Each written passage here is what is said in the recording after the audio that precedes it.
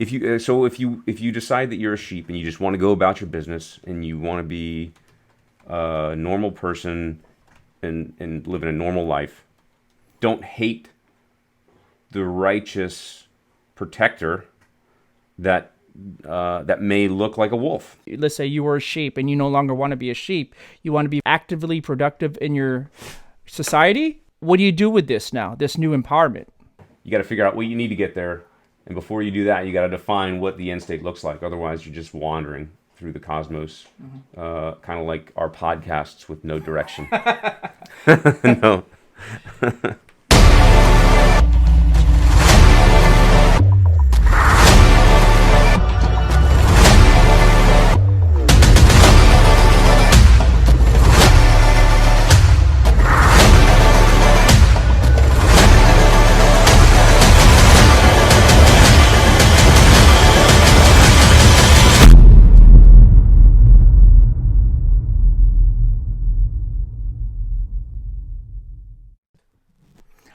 Blah. Audio check. Audio. Good to go. Audio Good check. to go. Test 1, 2. Yeah. Audio check. Yeah. Test. Yes. Test. Yeah. 1, 2. Whatever. We're recording. Yeah. Let's do it. I feel like I'm just Alright. fucking everything up. Let's do this. Let's do this. Hello and welcome back to Unfiltered Candor. I'm Park. And I'm Brian. And that was a wonderful intro. You always want me to do the intro and then you make fun of me for it. But it's so good. Like the intro, the voice, you have that tone, that inflection. I don't speak into the microphone enough. Yes. So put that thing in front of your face. The big black Yeah. phallic Yeah. looking. Yeah. Hello and welcome back to Unfiltered Candor. We should do an ASMR episode. That's one of the recommendations. Yeah. We should do that. Yeah, so today we're talking about sheep, wolves, and sheepdog. So there's three kinds of people, right? There's this theory by Lieutenant Colonel retired Dave Grossman. And I don't know if he started it, but he sort of publicized it, I suppose, with his books on combat, on killing, both of which I've read, as well as attended a Bulletproof Mind seminar of Dave Grossman. So while I don't agree with everything that he sort of communicates, there are some valuable lessons learned and sort of human attributes that we can pull away from that. So basically he says there's three kinds of people, right? There's sheep, wolves, and sheepdogs, and it's pretty self-explanatory when it comes to like a population of people. There are far more sheep than there are wolves and sheepdogs, and wolves and sheepdogs kind of have opposing goals or end states, whereas the wolf is a predator and the sheepdog is a protector. I think there was also, I've never seen American Sniper, but I've seen clips and snippets of where this was sort of explained in American Sniper as well, yeah? Right, as the sheepdog being righteous and the protector of the masses, basically. Yeah. I think as a premise for types of people, I think that metaphor goes deeper than what most people think, right? Like it sounds good. There's sheep out there and everybody knows that. There's wolves out there, everybody knows that. I've been a victim of some sort of crime, maybe not violent, but some sort of injustice. And then there's sheepdogs, right? Because you got to have your warriors, your front line, your police, your fire, your EMS, your military, your everybody that has volunteered to their calling of protection. But I think to dig deeper into that metaphor, right? Like, so the sheep kind of view sheepdogs and wolves as sort of the same thing. I don't think the sheep really ever cozy up to a sheepdog. No, yeah, absolutely. I think it's easier for that. It kind of goes back into the psyche of what you and I were discussing, that like a wolf will do you wrong and they'll leave that negative sentiment in your psyche. Sheepdog kind of looks like a wolf, Right. and you're not going to be fooled twice. So it's just kind of easier, just like to assume they're all bad. Right. Yeah. Well, I mean, look at yes, and that sort of feeds into my, my ideology of the trio, because even though you have a sheepdog, the sheepdog is capable of evil things, right? So to say that they're two separate entities is very difficult for me to comprehend. Maybe that's my simple mind looking at it from that point of view. But like you've got you got Floyd, you got George Floyd, who was the victim of an evil sheepdog, right? Yeah. I don't think he was a sheepdog at all. Yeah. I think he was a wolf. Was he in sheepdog's clothing? Sure, maybe, right? Like we can go there, but I think deep down, right? And I think everybody's that way. It's just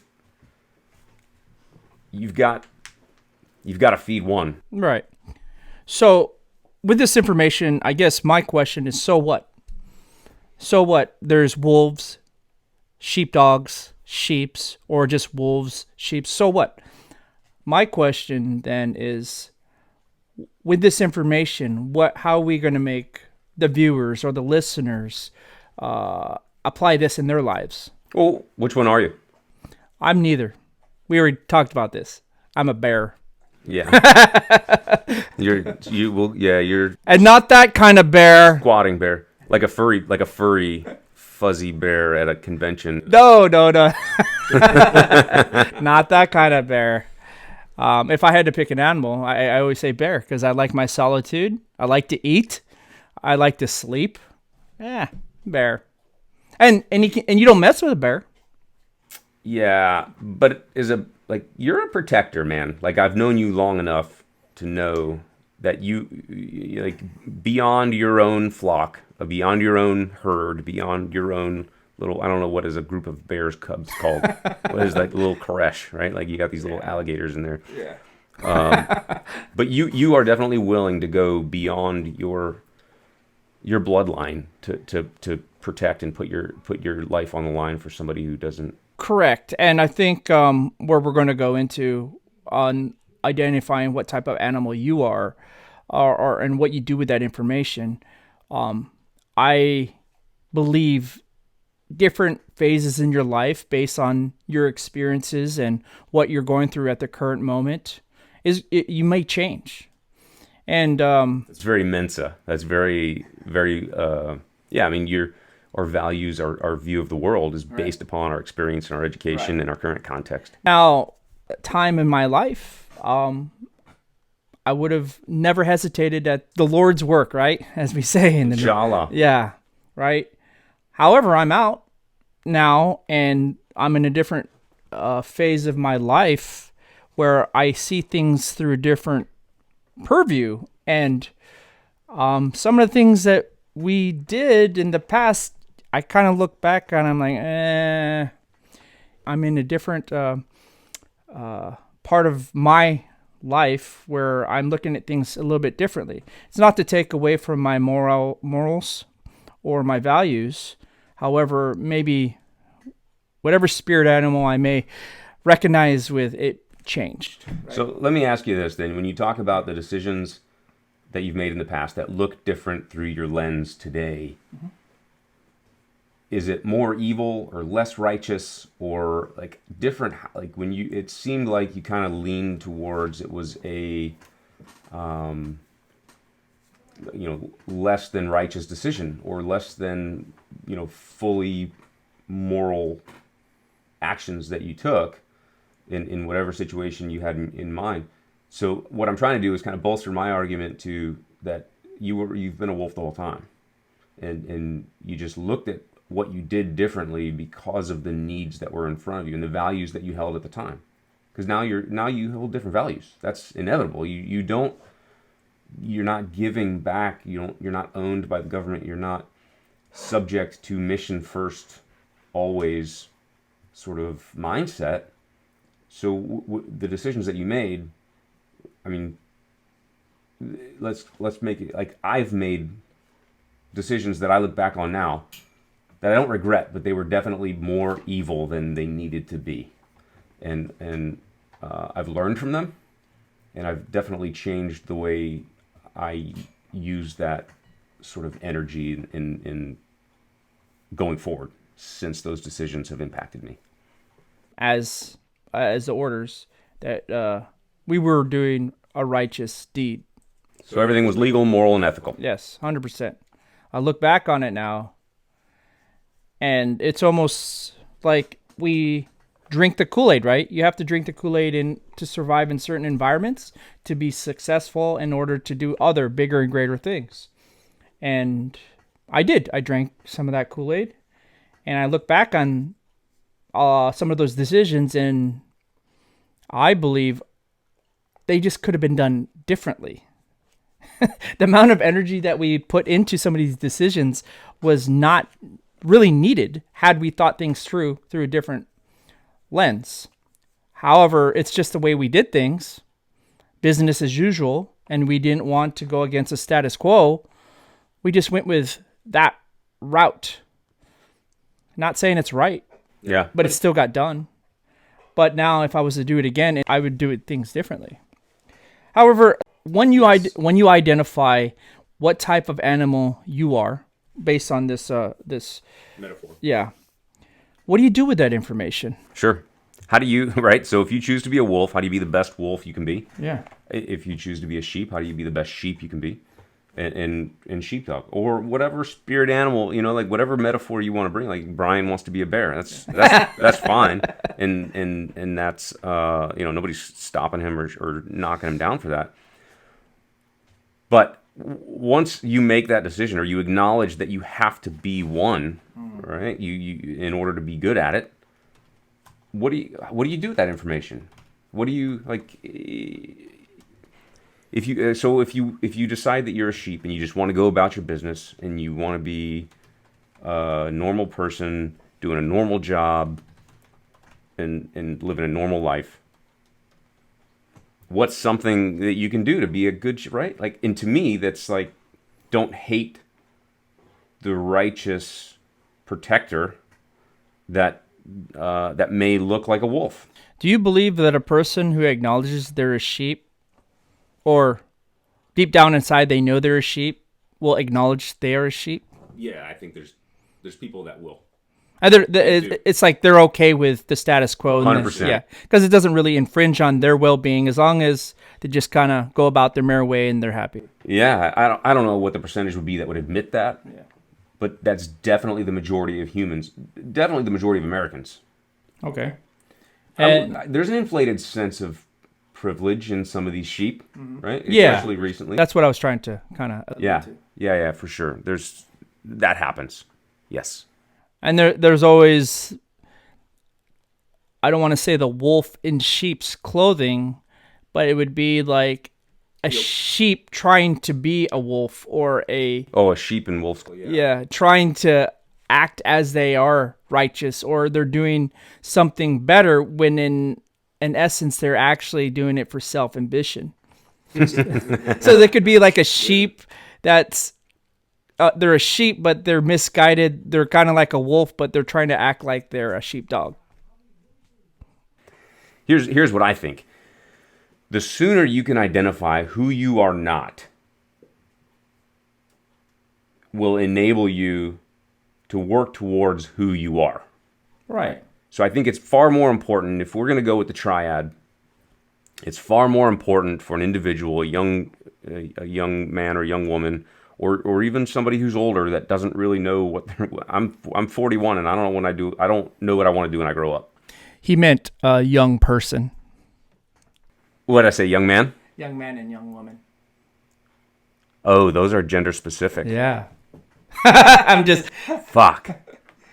Yeah. A young entity. You just threw me off, man. Like I am.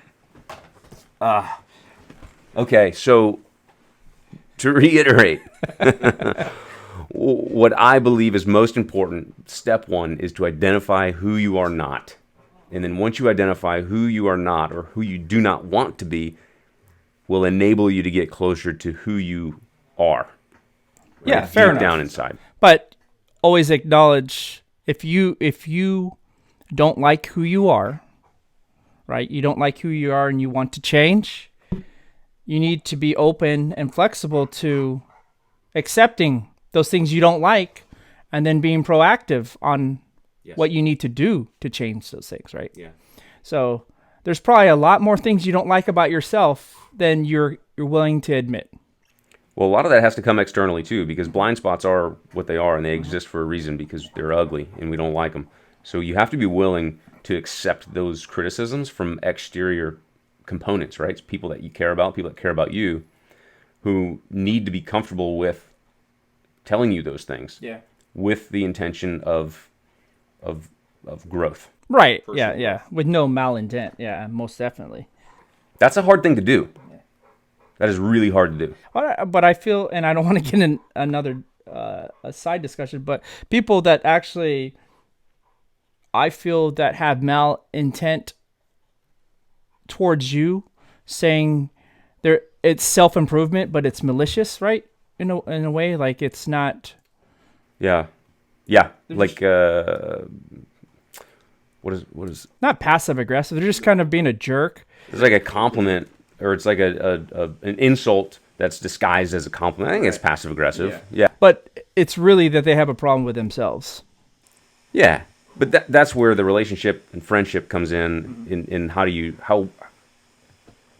much do you trust the words that are coming out of that person's mouth? Oh, yeah. Okay, so you identify what type of animal you are, or creature, or item. Gender neutral. You want to be a toaster, be a toaster. I don't know how you're going to procreate, but... Well, hopefully somebody that wants to be a toaster does not procreate. So you identify what type of animal, okay, for the sake of discussion. Once you identify what type of animal you are, and if you don't like that and you would like to change, make the conscious effort or deliberate effort to make the necessary changes in your life to do so. With that being said, yes. There it is. First time. We're going to start bringing whiskey. Yeah. I'm going to bring some whiskey. I got to drive home. With that, in this realization of discovering what type of person you are and what you want to become, just remember you need to be flexible and understanding that there may be a lot of things about yourself you may not like. And that's okay, because acknowledging the things that you don't like about yourself is the first step in being able to change them. Not trying to sound all smart, but I'm just trying to rationalize this so we can just wrap this up. Actually have some sort of lesson here. So, identify what you want or what you are. Make the necessary changes to get to that point. And once you get to where you want to be, then put a positive energy back in the universe to make those necessary changes. Yeah, choose your metaphor. Figure out where you want to go with it. Find out how you can get there. And leave the world a better place than you found it. And as always, keep it unfiltered. Like, share, subscribe, comment in the link below. Interact with our videos in pod. We're going to put these up on audio only platforms as well. So what we are begging you to do is just interact with our content so we can start pushing it out there. And in doing so, give us that unfiltered feedback on what you want to see, what would make us better, what would make us more popular, how can we reach more people and get some attention. Until next time. Keep it unfiltered.